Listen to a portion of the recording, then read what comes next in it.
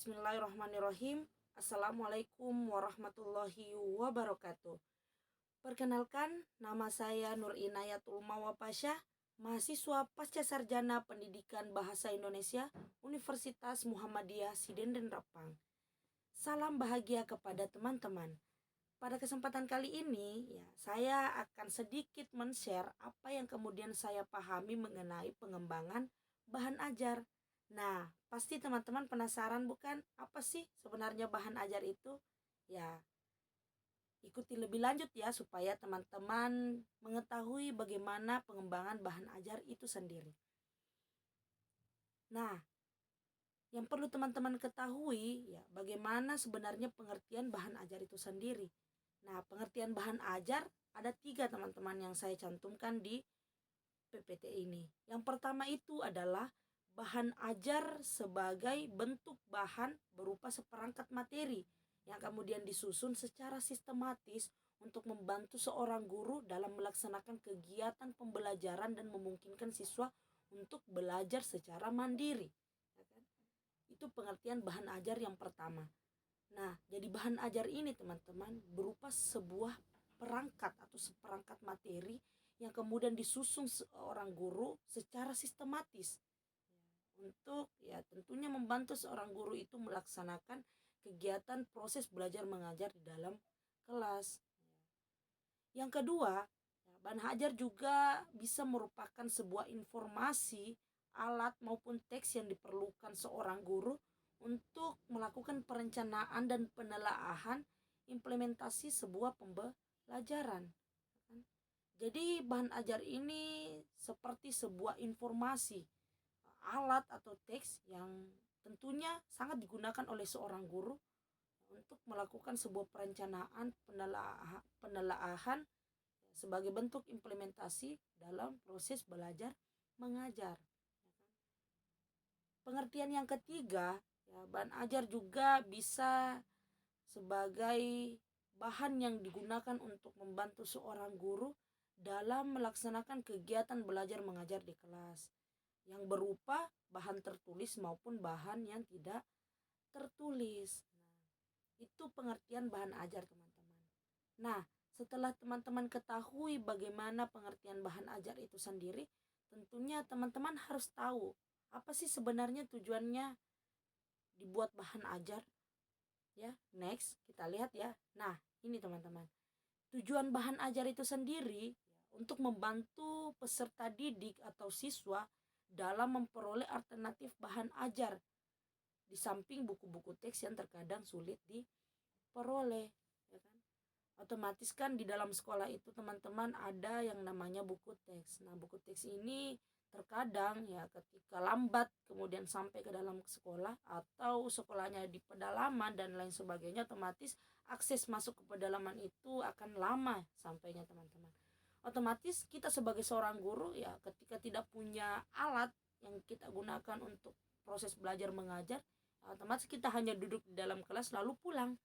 Nah, itu makanya tujuannya dibuat yang namanya bahan ajar agar sebagai alternatif sebagai seorang guru membantu peserta didik juga dalam melakukan pembelajaran di dalam kelas. Nah, juga memudahkan guru dalam melaksanakan pembelajaran. Guru tidak hanya tiba masa tiba akal. Makanya guru harus mempersiapkan itu. Oke, kita lanjut ya. Jadi teman-teman kan sudah tahu bahwa apa sih sebenarnya tujuan bahan ajar. Nah, yang perlu teman-teman ketahui lagi bahwasanya bahan ajar juga itu teman-teman memiliki manfaat, ya kan? Memiliki manfaat. Jadi manfaat bahan ajar itu sendiri teman-teman yang harus teman-teman ketahui ada bagi guru dan juga ada bagi peserta didik. Nah, manfaat bahan ajar bagi guru itu yang pertama itu guru tidak lagi tergantung pada buku teks yang terkadang sulit diperoleh. Seperti yang saya sampaikan tadi bahwa ketika pedalaman sekolahnya itu aksesnya sulit dijangkau, maka sulit bagi pemerintah itu mengirimkan bantuan buku ke sekolah itu.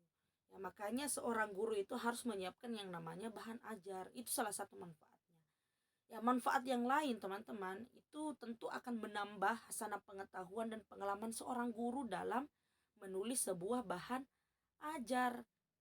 Otomatis ketika seorang guru menulis bahan ajar, ya pasti apa yang kemudian dituliskan oleh seorang guru itu akan tertanam pada otaknya seorang guru. Itu akan menambah pengetahuannya dan pengalamannya dalam membuat bahan ajar, kan?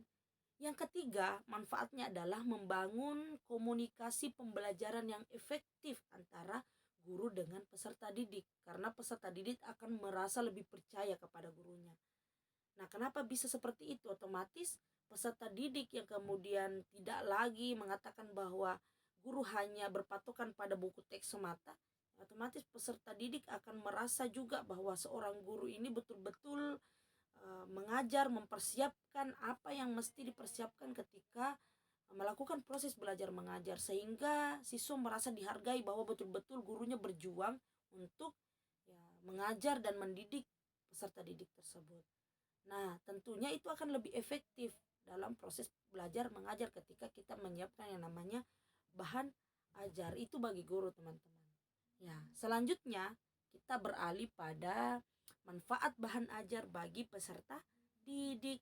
Nah, manfaat bahan ajar bagi peserta didik ya, yang pertama itu ya kegiatan pembelajaran tentu akan menjadi lebih menarik. Nah, kenapa saya katakan kegiatan pembelajaran akan menjadi lebih menarik? Otomatis di dalam bahan ajar yang dibuat oleh seorang guru itu didesain sebaik mungkin sehingga ya siswa-siswa atau peserta didik tidak bosan ketika kita melakukan proses belajar mengajar.